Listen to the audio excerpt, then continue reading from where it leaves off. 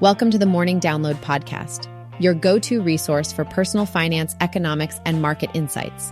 In just 8 minutes a day, we provide valuable information to help you make better money decisions.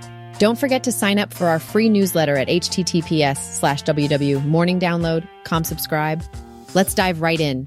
In today's episode, we'll cover the mixed start to the year in trading, Tesla sales, crypto news, housing finance tips, December's U.S. manufacturing contraction, and increased construction spending, Powerball jackpot win and shipping halt due to attack, chip exports being stopped, Tesla's record Q4 sales, but Chinese competitor BYD's higher electric vehicle sales, Ripple and Bitcoin price surges, China's crypto-related corruption and bribery, the difficulties of U.S. homeownership, and Sir John Templeton's warning about the peril of the belief that things will be different in investing.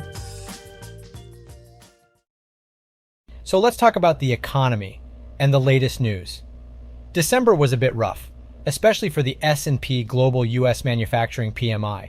It experienced a second consecutive month of contraction, which is not good news. Output declined at its fastest pace in 6 months, and the recent order book also saw a more significant decrease. But it's not all doom and gloom. The U.S. construction industry had something to smile about. In November, construction spending reported a jump, although it fell 20% short of Wall Street's expectations. Still, it rose 4% month-on-month, reaching a seasonally adjusted annual rate of $2.05 billion. What's interesting is that this marked the 11th month in a row with an upward trend in construction spending.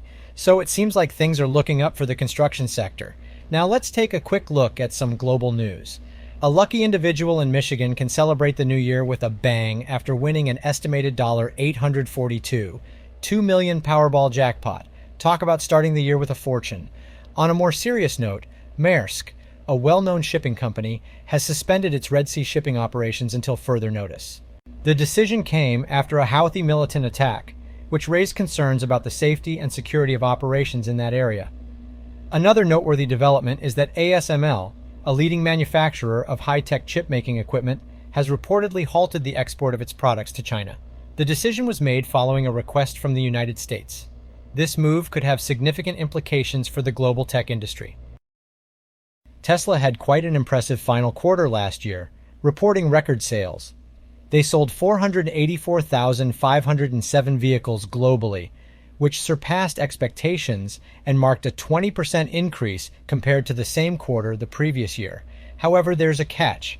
Tesla's sales were outperformed by Chinese company BYD, which sold 525,409 battery electric vehicles during the same period. So, Tesla sold 526,409 fewer cars than BYD. Still, Tesla managed to maintain its lead over BYD in total full-year sales, although BYD is primarily focused on the Asian and European markets and is not yet available in the US. Despite these achievements, Tesla hasn't reached its target growth rate of 50%, and their current growth rate is lower than earlier in the year.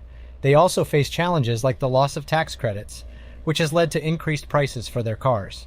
Additionally, competition from other manufacturers poses a threat. Nonetheless, analysts recognize Tesla's accomplishments, with Dan Ives from Wedbush Securities calling it a clear win for Elon Musk and the company. Tesla sold 8 million vehicles in 2023, which is a significant achievement in an evolving EV market. The overall industry is expected to encounter challenges in 2024, despite a higher demand for electric vehicles. Some competitors are scaling back ambitious plans, and companies like Rivian have reported disappointing quarters. In other news, Apple's stock declined by 4.08% after a Barclays downgrade due to falling iPhone demand. However, it's not all bad news. Moderna's stock saw a boost after Oppenheimer mentioned the potential for the company to launch more products in the next 2 years. Dish Network also made headlines as it rejoined EchoStar in an effort to compete in the 5G race. Lastly, analysts predict a promising future for the S&P 500 with an 1% increase in earnings projected for 2024 compared to just 1% in 2023. Let's dive into the world of crypto and see what's been happening lately. First up, Ripple is making some waves. The price of Ripple is expected to see a surge of around 10%. But hold on, there's a legal expert cautioning on the disposition of XRP assets. So there might be some important things to consider before getting too excited. Now let's talk about Bitcoin. Jim Cramer, an outspoken financial commentator, believes that Bitcoin is here to stay. With his endorsement, it seems like Bitcoin has gained even more credibility in the financial world. Speaking of Bitcoin, Grayscale, one of the biggest players in the crypto investment space, has made an interesting move. Their latest spot, Bitcoin ETF Amendment, doesn't include authorized participants.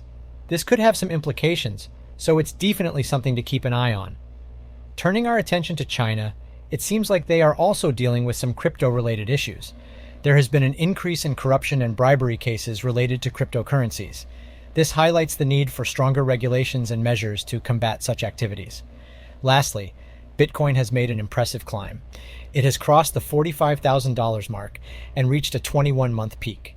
It's definitely an exciting start to the new year for Bitcoin enthusiasts. So, we all know it's not easy to buy a house these days.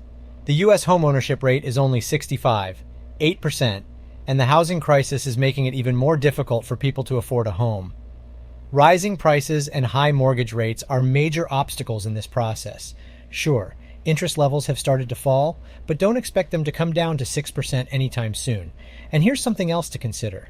Available credit for mortgages has been tightening. This means that getting approved for a loan is becoming increasingly challenging, as lending standards are getting stricter. But don't worry, there are still ways to improve your chances of getting approved. First and foremost, work on improving your credit score. Having a score of 620 or higher will make you more likely to get approved. Another important factor is your debt-to-income ratio. Try to keep it under 40% to increase your chances of approval. Lenders also pay close attention to your income history. Being employed for at least 2 years or having a solid and guaranteed income will work in your favor. And don't forget, all income must be provable. Showing your assets as accessible funds is also crucial. It demonstrates liquidity and can make a difference. Additionally, consider making a large deposit, as it helps bring down the loan-to-value (LTV) ratio, making you eligible for more deals. Here's another surprising tip. The type of property you're looking to buy can impact your chances of approval. Primary residence applications are often approved more easily than those for investment properties. However, there are cases where buying a rental property first might be a more viable option. Lastly, paying off existing debt and avoiding new debt applications can make you a more attractive candidate. When it comes to choosing a mortgage, always compare lenders and weigh your options. Government-backed loans like FHA, Virginia, and USDA loans are generally more affordable and easier to apply for. While conventional loans can be stricter to qualify for, they may still be the right choice for some. Remember, buying a house might be getting harder, but with the right strategy and preparation, you can still improve your chances of being approved for a mortgage. Today's quote of the day comes from the renowned investor, Sir John Templeton. He once wisely said, "The 4 most dangerous words in investing are, 'This time it's different.'" And boy, was he spot on. In the world of investing, we often hear people say, "This time it's different," when they believe a certain trend or pattern will break the norms. They hope that this new situation will lead to unprecedented success, or maybe protect them from failure. But Templeton warns us of the dangers of falling into this mindset. You see, as humans, we have a tendency to believe that we have somehow outsmarted the markets or discovered a surefire way to predict the future. However, history has shown us time and again that trying to beat the market by claiming "this time it's different" is a dangerous game to play. Investing is not about guessing or speculating. It requires discipline, research, and a long-term perspective. It's about understanding that markets go through cycles, and what goes up must eventually come down. So next time you find yourself tempted to believe that "this time it's different," take a step back and remember Templeton's wise words. They remind us to stay humble and to approach investing with caution, patience, and a healthy dose of skepticism. After all, the markets have a way of humbling even the most confident investors. In this episode, we covered a mixed start to the year for trading, with declines in the Magnificent Seven and a rise in Bitcoin, as well as topics such as Tesla sales, crypto news, housing finance tips, U.S. manufacturing contraction, construction spending increase, Powerball jackpot, shipping attack, chip export halt, Tesla's record Q4 sales, competition from BYD, Ripple price surge, Bitcoin's growth, crypto-related corruption in China, the challenges of homeownership in the US, and Sir John Templeton's warning about the perils of believing things will be different in investing. Thanks for tuning in to the Morning Download, your go-to podcast for personal finance, economics, and market insights in just 8 minutes a day. Don't forget to subscribe for more helpful content and sign up for our free newsletter at Morning Download. Subscribe.